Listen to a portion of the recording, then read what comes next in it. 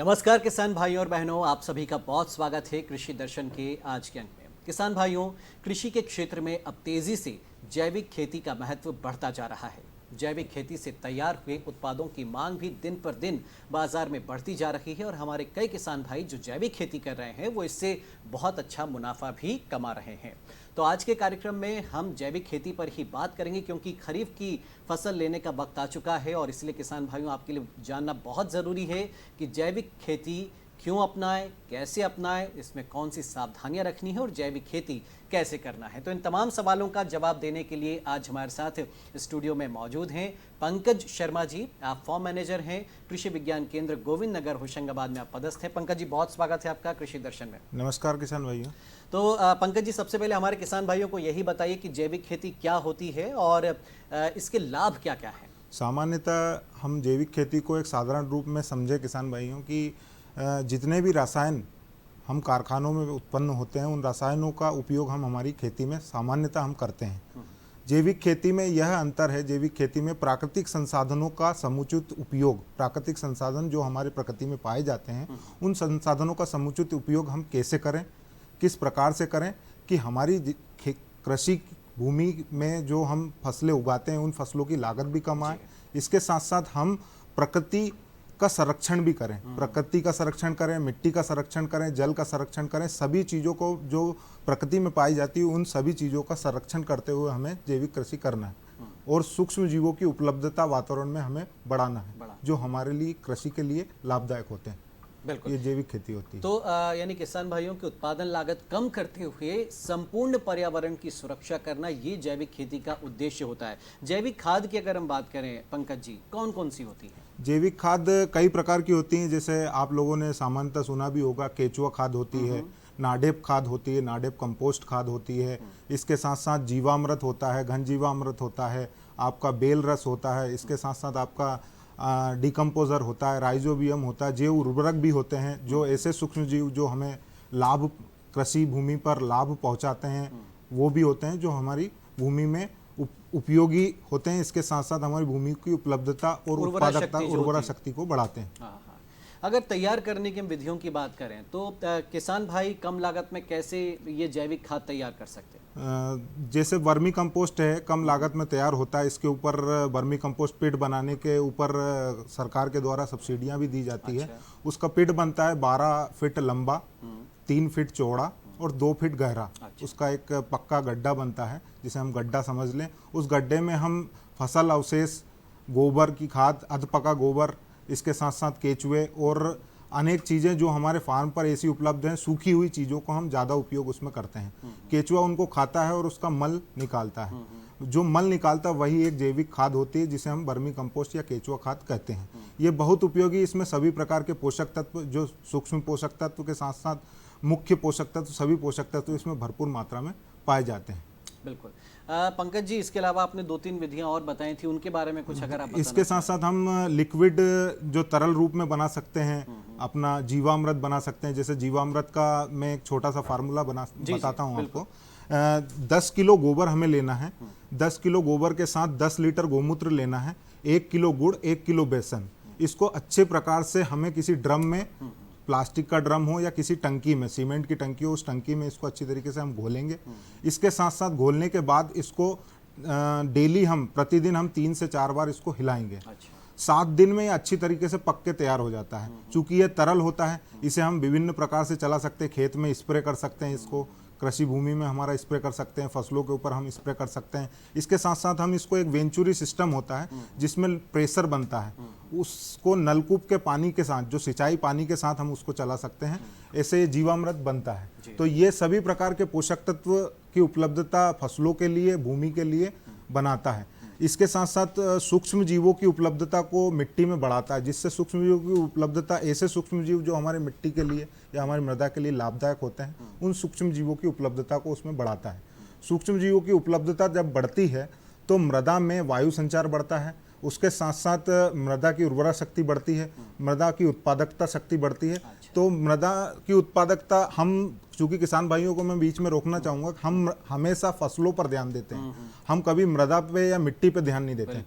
हमें मिट्टी या मृदा पर ध्यान देने का अब आवश्यकता आ गई है कि हम मिट्टी को सुधार करें। मिट्टी को सुधार करने के लिए हम ऐसे खादों का उपयोग निरंतर करें। बिल्कुल, जैसे किसान भाइयों, मृदा स्वास्थ्य परीक्षण जरूरी होता है, लेकिन साथ ही साथ अगर मृदा की यानी मिट्टी की उर्वरकता बढ़े, उससे उत्पादकता ऑटोमेटिक आपकी बढ़ जाएगी और इससे आपका फसल उत्पादन अच्छा होगा। तो जैसा पंकज जी कह रहे हैं कि फसल पर तो आपका ज़्यादा ध्यान रहता है, लेकिन अगर खेत की मिट्टी को आप अगर ठीक कर लेंगे, उसकी सेहत सुधार लेंगे, तो आपका जो उत्पादन है वो बढ़ेगा, लागत कम हो जाएगी। पंकज जी, किसान भाई कई बार ये करते हैं कि खेत में फसल लगाई, कीट व्याधि हुई, बाजार से रासायनिक कीटनाशक खरीदे, उनका छिड़काव किया और उससे नुकसान होता है मानव शरीर को भी और खेत की उर्वरा शक्ति को भी। ऐसे में जैविक खाद या जैविक पद्धति से कैसे जो कीट और व्याधि है उसका नियंत्रण हम कर सकते हैं?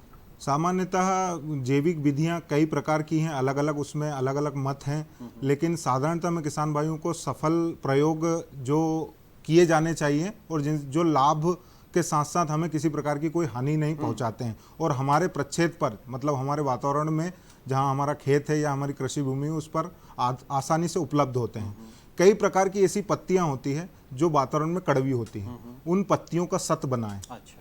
गोमूत्र के साथ उसको उबाल कर, गोमूत्र के साथ उसको भंडारित करके हम कुछ दिन उसको, जैसे 5 से 7 दिन, कुछ पत्तियां जैसे आपका नीम ले लो, सीताफल ले लो, आपका करंज ले लो, कंजी जिसे बोलते हैं, आपका अरंडी जिसको बोलते हैं, अंडी भी बोलते हैं कई जगहों पर उसको, इसके साथ साथ धतूरा होता है आपका। इन सभी पत्तियों को इकट्ठा करने के बाद 1-1 किलो 2-2 किलो पत्तियों को सभी इकट्ठा करें। इकट्ठा करके उसको या तो गोमूत्र में हम उबाल लें, किसी बर्तन में ले लें, उसको अच्छी तरीके से चूल्हे पर उबाल लें और उसको 2 से 3 घंटे अच्छा बिल्कुल उबालने के बाद उस रस को छान लें। उस रस को छानने के बाद आप 5 लीटर निकाल कर 150 लीटर पानी में उसको मिक्स करके स्प्रे करें। 150 लीटर, 100 से 150 लीटर, 200 लीटर तक 1 एकड़ में पानी लगता है सिंचाई का जब हम स्प्रे करते हैं। तो उसको 5 लीटर उसकी मात्रा हम, उस रस की मात्रा हम 5 लीटर तैयार कर लें। इसके साथ साथ मैं आपको ये बता दूं कि कभी कभी ऐसा होता है कि इससे भी कुछ नहीं हो पाता है, तो हम उसमें कुछ मात्रा में 10 लीटर गोमूत्र भी मिक्स कर लें।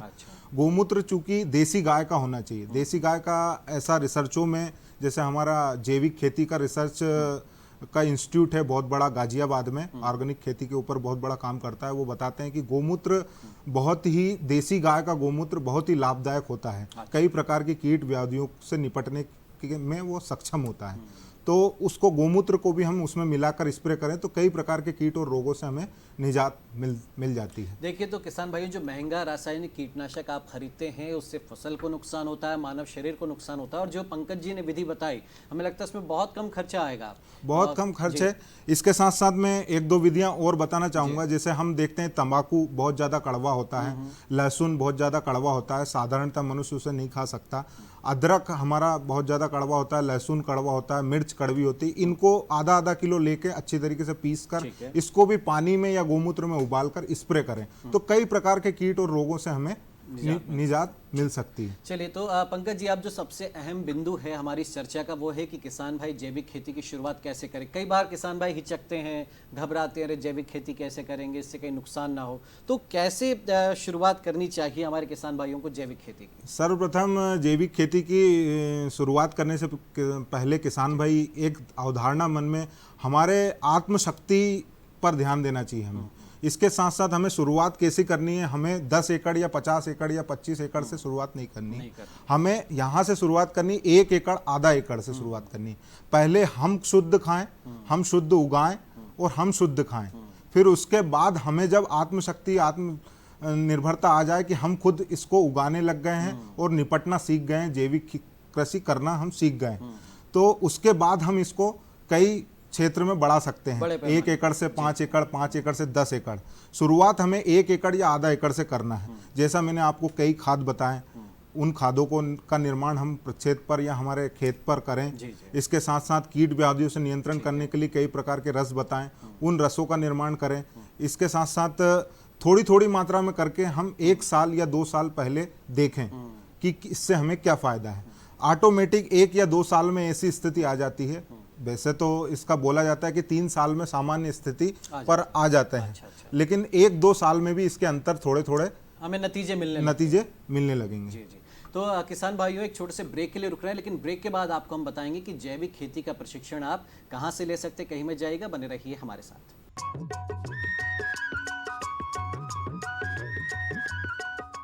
भाई, सुना नहीं क्या? केसीसी ने किसानों का जिंदगी बदल दिया है। देश के छोटे किसान 1,60,000 रुपए तक का कर्ज बिना किसी गारंटी को ले पाएंगे। ब्याज खोरों से भी पीछा छुटा। मैं तो जैविक खेती का पूरा सामान मंगा लिया। केसीसी का भी कोई दबाव नहीं है। ब्याज चुकाने के लिए पूरा 1 साल मिलता है। समय पर भुगतान करने पर केवल 4% के सालाना ब्याज पे लोन मिल गया मुझे। अपना आधार कार्ड, लेटेस्ट फोटो और जमीन के कागजात लेके अप्लाई करो बस। और नामांकन भरने के लिए जेब भी ढीली नहीं करनी पड़ी।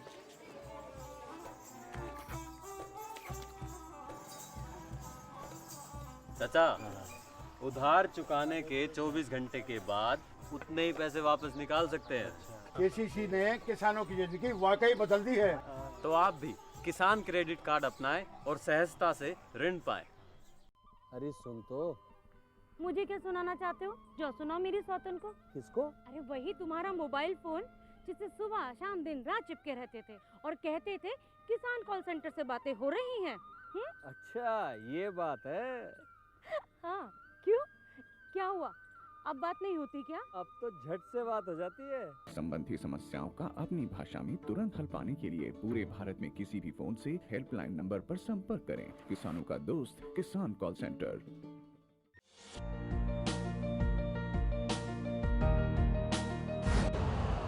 यूरिया का स्वदेशी उत्पादन 70 लाख टन बढ़ाने के लिए 6 उर्वरक संयंत्रों का उद्धार किया जा रहा है। FCIL के गोरखपुर, सिंदरी, तलचर और रामागुंडम संयंत्र, HFCL की बरौनी इकाई और BVFCL की नामरू फोर्थ। सोने पर सुहागा ये है कि देश में अब बनेगा सिर्फ नीम लेपित यूरिया, क्योंकि इससे होगा किसानों का फायदा ही फायदा। अनाज का उत्पादन 10% तक बढ़ेगा। बढ़ेगी 10 से 15% नाइट्रोजन क्षमता।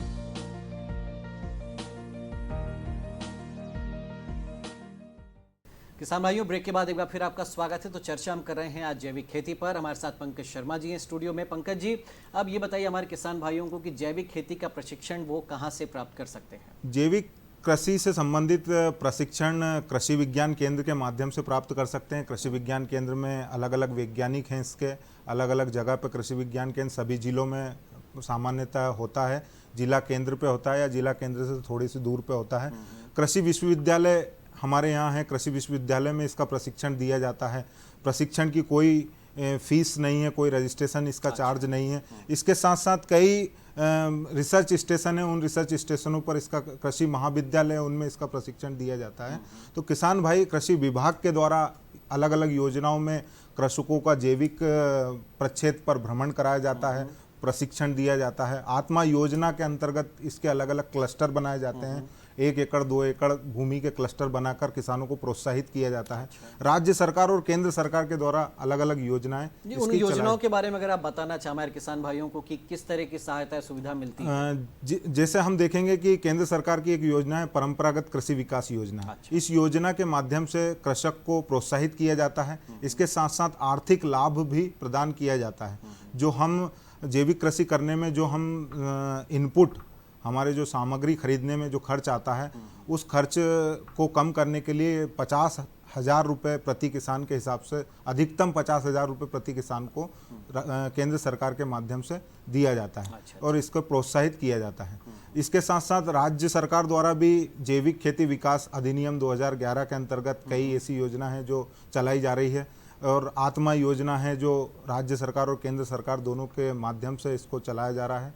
तो उसके अंदर भी जैविक खेती से संबंधित, जैसे हम केचुआ खाद बनाते हैं तो उसके बेड 30% 40% सब्सिडी के साथ प्रदान किए जाते हैं। उसका किसी भी कृषि विभाग में ब्लॉक स्तर पर जाकर, आप जिला स्तर पर जाकर उसकी पूर्ण जानकारी ले सकते हैं, उसके फॉर्म भर सकते हैं और लाभ प्राप्त बिल्कुल। कर तो सकते हैं। देखिए किसान भाइयों, केंद्र सरकार हो या राज्य सरकार, दोनों की कोशिश है कि ज़्यादा से ज़्यादा किसान भाइयों को जैविक खेती के लिए प्रेरित किया जाए और ये बहुत ज़रूरी है क्योंकि इससे मनुष्य के शरीर के जो सेहत है उसको अच्छा रखा जा सकता है, ठीक रखा जा सकता है, साथ ही साथ पर्यावरण को भी सुरक्षित और संरक्षित किया जाता है। लेकिन पंकज जी, एक सवाल और उठता है कि जैविक खेती से जुड़ी क्या कुछ समस्याएं भी आती हैं, क्योंकि कई किसान भाइयों की शिकायत होती है उत्पादन इसमें कम होता है, या इसमें क्या इन समस्याओं को दूर कैसे कर सकते हैं और संभावनाएं क्या है जैविक खेती में?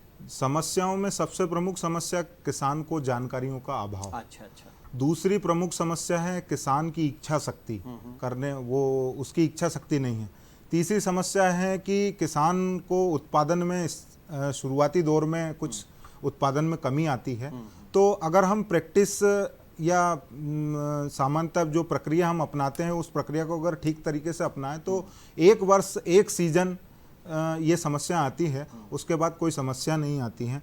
जागरूकता की कमी किसानों में इस वजह से है कि कहीं ना कहीं किसान करने की इच्छा शक्ति नहीं है, या कहीं ना कहीं किसान और जो जैविक कृषि से संबंधित विशेषज्ञ हैं उनके बीच में कुछ गैप है, तालमेल नहीं मिल रहा, या किसान को हम साधारण भाषा में समझा नहीं पा रहे हैं। ये किसान को सीधे तरीके से समझाना पड़ता है कि हमें क्या करना है, हमें कहाँ से शुरुआत करनी है, हमें किस चीज़ का उपयोग कब करना है, किस चीज़ का उपयोग कब करना है। क्योंकि परंपरागत जो कृषि हम पुराने समय से करते आ रहे हैं, परंपरागत कृषि का मतलब ही यही है जैविक कृषि। अच्छा। पुराने समय में आज से 40 वर्ष पहले, 50 वर्ष पहले हम रासायनिक खादों, रासायनिक कीटनाशकों का उपयोग बिल्कुल नहीं करते थे। अभी अभी ये चलन चालू हुआ है। तो मेरा किसान भाइयों से यही निवेदन है कि अलग अलग कृषि विज्ञान केंद्रों में जाकर इसकी जानकारी प्राप्त करें, एवं कृषि महाविद्यालयों में जाकर इसकी जानकारी प्राप्त करें, कृषि के विशेषज्ञों से इसकी जानकारी प्राप्त करें और अपनी इच्छा शक्ति को बढ़ाएं। पंकज जी, हमारे किसान भाइयों कुछ उदाहरण अगर आप देना चाहें कि जिन किसान भाइयों ने जैविक खेती अपनाई उन्हें कैसे फायदा हुआ? जैसे हम देखेंगे कि हमारे यहाँ होशंगाबाद जिले में अरविंद पांडे जी हैं, बहुत अच्छे जैविक कृषक हैं।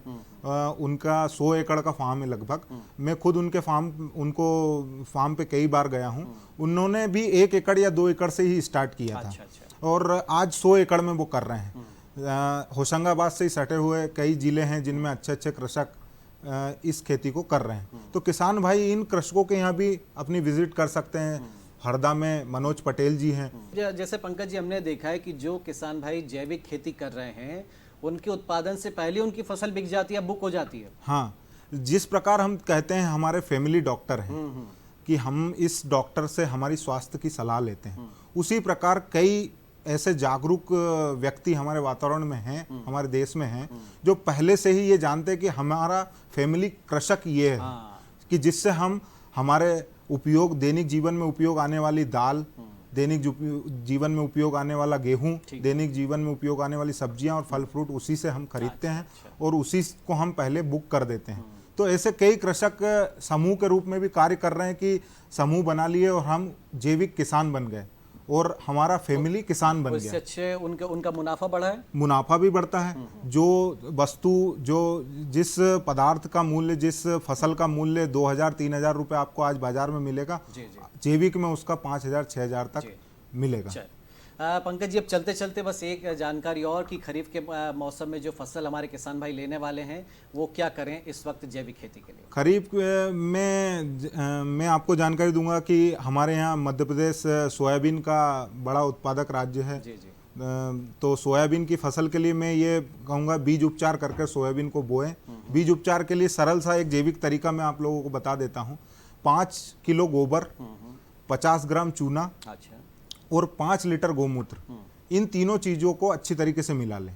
आधा किलो उसमें मेड़ की मिट्टी को आधा किलो उसमें मिला लें और अच्छी तरीके से मिलाकर उसके रस को निचोड़ लें पूरी तरीके से।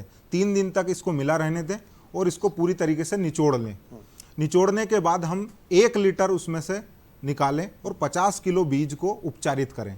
जो रस निकलता है उससे 50 किलो बीज को उपचारित करें। ये बीज उपचार का बहुत अच्छा तरीका है, जैविक तरीका है। इस जब बीज उपचार करके हम बोते हैं तो हमारे बीज जब शुद्ध होता है तो फसल शुद्ध होती है और बीजोड़ रोगों की संभावना नहीं होती है, मृदोड़ रोगों की संभावना नहीं होती है और बीज परिपक्व होता है तो फसल भी परिपक्व होती है, उत्पादन अधिक मिलता है। ठीक बात है। तो देखिए आज बहुत अहम जानकारियां दी किसान भाइयों पंकज जी ने, और हमें उम्मीद है कि पंकज जी ने जो तरीके बताए, जो विधियां बताई हैं और जो पद्धति बताई है जैविक खेती शुरू करने की, कि शुरुआत में आपको पूरे खेत में नहीं करना है, 1 एकड़ 2 एकड़ में करना है, इससे आप शुरुआत करें, जैविक खेती को अपनाएं।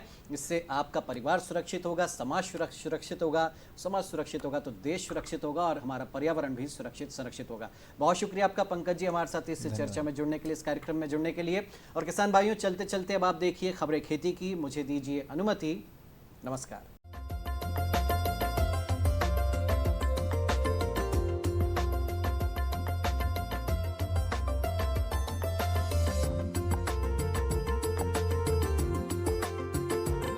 नमस्कार किसान भाइयों और बहनों, आप सभी का स्वागत है खबरें खेती की में। आइए नजर डालते हैं आज के मुख्य समाचारों पर। सोयाबीन की फसल में खरपतवार नियंत्रण, संतरे के बागों में कीट प्रबंधन, गयाभीन पशुओं की देखभाल, द्विपहिया निंदाई यंत्र और मौसम विभाग की सलाह। आइए नजर डालते हैं अब खबरों पर थोड़ा विस्तार से। सोयाबीन की फसल में खरपतवार नियंत्रण। जिन किसान भाइयों ने सोयाबीन की बुआई पहले कर दी है, वे फसल को खरपतवारों से मुक्त करने के लिए निंदाई जरूर करें। बुआई के 15 से 20 दिन में संकरी पत्तियों के लिए क्यूजोलोफोय 800 से 1000 ग्राम दवा और चौड़ी पत्ती के लिए क्लोरोम्यूरोन 12 ग्राम दवा या इमाइजा थापर 750 मिलीलीटर प्रति हेक्टेयर की दर से 500 से 600 लीटर पानी में घोल बनाकर फ्लैट फेट या फ्लैट जेट नोजल की सहायता से पौधों पर समान रूप से छिड़काव करें। खरपतवार नाशक दवा के अभाव में 25 दिन बाद एक निंदाई जरूर करनी चाहिए तथा दूसरी निंदाई आवश्यकता अनुसार बुआई के 45 दिन बाद करें, या डोरा या कुल्फा बुआई के 15 से 20 दिन व 30 से 35 दिनों में कतारों के बीच में जरूर चलाना चाहिए। संतरे के बागों में कीट प्रबंधन। इस समय संतरे की फसल में चने की इल्लियां का प्रकोप देखा जा रहा है, जिनका रंग भूरा व हरा काला होता है और उनके ऊपर धारियां होती हैं और वे संतरे की फसल की पत्तियों को छलनी कर देती हैं, जिससे पौधों की बढ़वार रुक जाती है। आप भी अपने संतरे के बगीचों का सही से निरीक्षण करें और अगर आपको अपने बगीचों में इल्लियां नजर आती हैं तो इसके नियंत्रण के लिए ट्राइजोफॉस दवा की 2 मिली मात्रा प्रति लीटर पानी के हिसाब से घोल बनाकर अच्छे से पेड़ों के ऊपर छिड़काव करें। ध्यान रखें, इस समय बारिश का मौसम है। इस समय किसी भी कीटनाशक का छिड़काव करते समय चिपको यानी स्टिकर मिलाकर ही छिड़काव करें। गयाभिन पशुओं की देखभाल। गर्भावस्था के अंतिम 6 से 8 सप्ताहों में गर्भ में पल रहे बच्चे की सबसे अधिक वृद्धि होती है, इसलिए दूध उत्पादन करने वाले अंगों अगले बयात में दूध उत्पादन के स्तर को बनाए रखने के लिए पोषक पदार्थों को एकत्रित करके गर्भ के विकास एवं स्वास्थ्य को बनाए रखने के लिए पशु का गर्भकाल के अंतिम 2 से 2.5 महीने की अवधि में दूध निकालना बंद कर देना चाहिए, जिसे हम सुखाई काल कहते हैं। यदि गाय 4 से 5 लीटर दूध रोजाना दे रही है और थनैला रोग का कोई लक्षण नहीं है तो दूध निकालना एकदम बंद करके गाय को सुखाया जा सकता है। यदि गाय 5 लीटर से ज्यादा रोजाना दूध दे रही है तो उसको सुखाने के लिए रुक रुक दूध निकालकर धीरे धीरे आहार में बदलाव करके दुधारू पशुओं को सुखाया जा सकता है। द्विपहिया निंदाई यंत्र। फसलों की निंदाई के लिए यह एक सस्ता, सुलभ और आसानी से प्राप्त होने वाला द्विपहिया निंदाई यंत्र है। यह एक हस्तचलित उपकरण है जिससे काली मिट्टी के सूक्ष्म भूमि क्षेत्र में कतारबद्ध फसलों की निंदाई व गुड़ाई की जाती है। इसमें 2 पहिया ढांचा कांटे सहित बी ब्लेड, एक्यू क्लैंप व एक हत्था लगाया गया है, जिससे यंत्र को आगे ढकेलकर व पीछे खींचकर खरपतवार को काटा या उखाड़ा जा सकता है। इसके उपयोग से पौधों को मात्र 1% का नुकसान होता है व हस्तचलित होने के कारण लागत भी कम लगती है। मौसम की सलाह। किसान भाइयों को मौसम विभाग द्वारा सलाह दी जाती है कि आगामी दिनों में प्रदेश के विभिन्न जिलों में लगातार तेज वर्षा होने का अनुमान है। ऐसे में किसान भाई खेतों में लगी खरीफ फसल में हो रहे जल बहाव को रोके, जल निकास की नालियां बनाएं और मौसम खुलने पर ही रासायनिक कीटनाशक दवाओं का उपयोग करें। साथ ही फसलों के खरपतवार नियंत्रण के लिए हाथ से निंदाई गुड़ाई, डोरा, कुल्पा चलाएं और अनुशंसित कीटनाशकों का प्रयोग करें। फिलहाल खबरें खेती की में सिर्फ इतना ही। धन्यवाद।